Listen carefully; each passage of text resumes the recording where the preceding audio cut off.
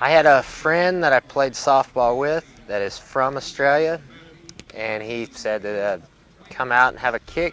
A local team in Denver was starting a club, and when I went out to have a kick with Aussie rules, it doesn't matter how big or small you are, just go get the ball, and I was hooked. It's everything that American love.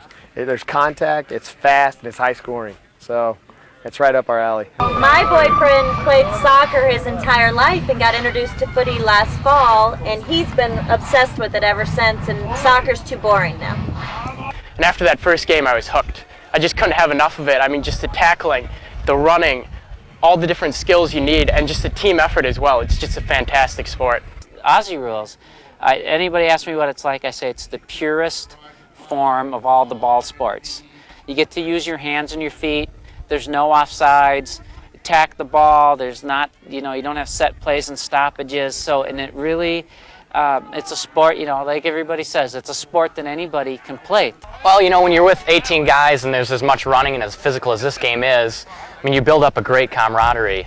You put your body on the line for these guys, and they'll do the same thing. And so when it's all said and done, you've got some great friends, both in the game and then outside of the game. G'day, my name is Plugger, and I'd like to welcome you to the 2005 US Footy National Championships. It is a fantastic opportunity to have 24 teams come out here and play around 40 games of footy over the weekend. My name is Patrick Bilder, and I'm playing for the Baton Rouge Tigers. US Footy stepped up for us after the hurricane, and they basically paid our full way through here, meaning flights as well as accommodations. 10 Americans and 6 Australians currently on the roster for this tournament. I went to an international festival down at the convention center in Baton Rouge, and I came across Australia, and there was a couple big guys there, and they were like, hey, we got this interesting sport. It's not really caught on yet in the United States, but if you're interested, let us show you how to play. And so come on out for a practice. And that's what I did. And it turned out to be a fun game. I had never heard of it up to that point. I really enjoy the camaraderie and the competition between the clubs. It's great when you get to go to another city, have a hard game of football with them, and then that night you put aside any differences that or any problems that occurred on the field, and you get together, and it's just that great camaraderie between the clubs. St. Louis is unique because we've only had probably the most Australians we've ever had on our club are about 3 or 4. This year we have 2. I know. That's it. Let's see the big guns. Where are you guys from? Where are you coming Seattle. from? Seattle. The mighty Seattle Grizzlies. Right. We got 12 Americans, 8 Aussies. More Americans than Aussies. How can you tell what's going on? There's 18 players on each side. They need a few more. So I just enjoy watching all those shorts running around. There they are! There they go! There they are! They're going to be up against the Chicago Swans. So from the very start, our philosophy was we have to grow the entire sport. And that includes umpires, women, juniors, colleges, old guys playing, the administration. It had to be everything. Any other questions on this? Does this sound like a reasonable approach? Is this something that the clubs will be okay with?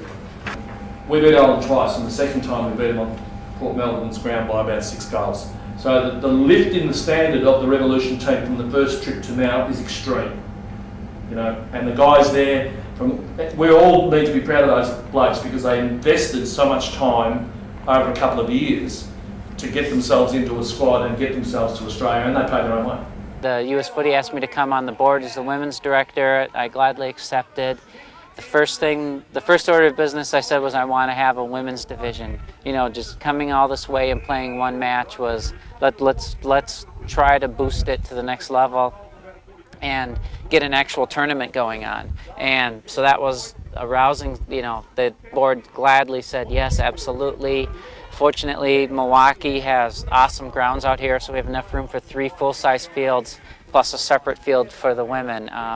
We've decided in the women's game to play 9-a-side just to help the game grow so that we can have more teams and more players and have a competition. So we developed a program called US Footy Kids, which is based on the Auskick model that the AFL uses in Australia.